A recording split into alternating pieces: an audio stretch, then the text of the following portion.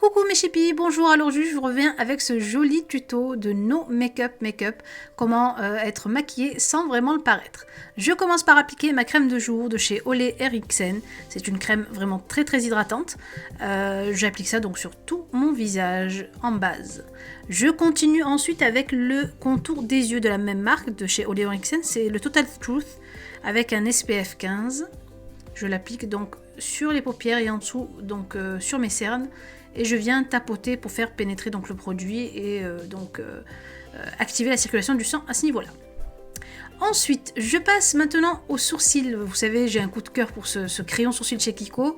Et on vient en fait balayer les sourcils vraiment tout doucement, sans vraiment trop forcer non plus sur la mine, pour que en fait, nos sourcils paraissent vraiment naturels en fait. C'est pour qu'on ne voit pas qu'ils sont maquillés, on triche un peu.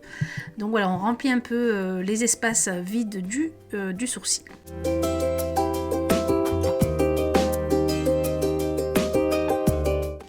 Ensuite, je viens donc mettre une brume rafraîchissante en fait sur mon visage.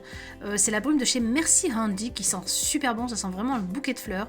Et ça va me permettre en fait d'appliquer mon fond de teint vraiment très légèrement pour vraiment avoir un voile vraiment très léger. Donc déjà le fond de teint ici, Perfection Lumière Velvet de chez Chanel est déjà très léger avec un petit effet flouteur. Et en mettant en fait cette brume sur le pinceau et sur mon visage, ça me permet en fait de vraiment en mettre très peu et donner donc cet effet naturel, pas maquillé du visage.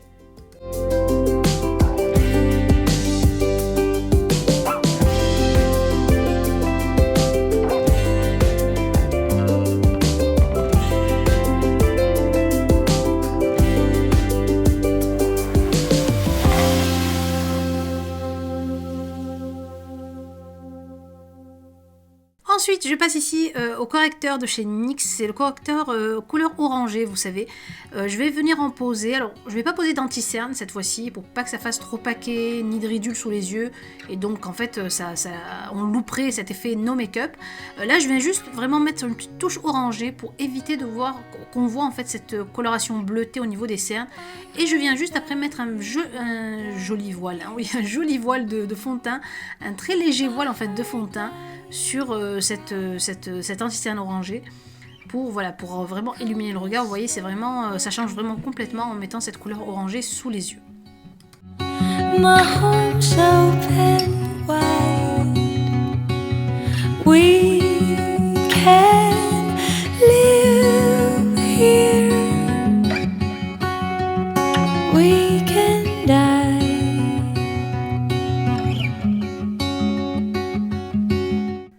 Ensuite, maintenant je prends un pinceau donc duo fibre, vous savez, un pinceau vraiment très fluffy et que je viens asperger donc de ma brume Merci Handy. Je prends ici un blush crème.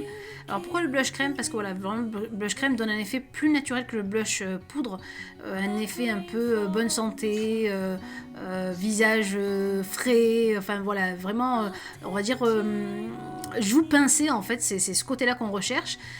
Donc je mets mon blush avec ce pinceau-là très légèrement et je viens aussi donc poudrer le tout, mais vraiment, vous voyez, je prends à peine une petite lichette de poudre pour donc matifier le tout. On passe au mascara et ici c'est le mascara de chez Urban Decay, c'est le Perversion qui est juste vraiment à tomber. Je le kiffe, ça fait pas très longtemps que je l'ai, mais je kiffe vraiment comment il rend mes cils en fait. Oh, so bright. Et là je vais passer donc au côté highlighting. Donc en fait, alors, ce que je fais, c'est que je prends pas du tout un highlighter. Là je prends la crème de chez Elizabeth Arden, la A-Tower, qui est un peu, vous savez, entre le baume et on va dire le baume hydratant et l'huile en fait. Et je viens en mettre vraiment une petite touche au niveau donc, de l'arcade de mes joues, un peu sur l'arête de mon nez, et ça va faire cet effet un peu accrocheur de lumière, highlighter qu'on recherche, sans vraiment mettre de maquillage en fait sur le visage. Donc c'est ça vraiment le but du make-up.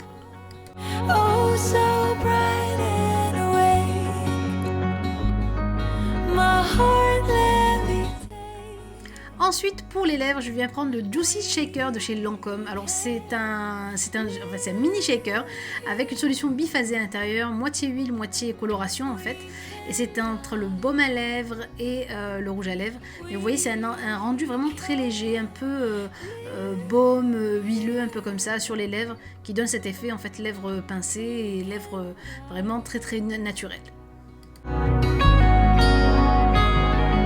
Voilà mes poupées pour ce tuto, j'espère que vous avez aimé. Si vous avez aimé, n'oubliez pas de cliquer sur j'aime. Bisous!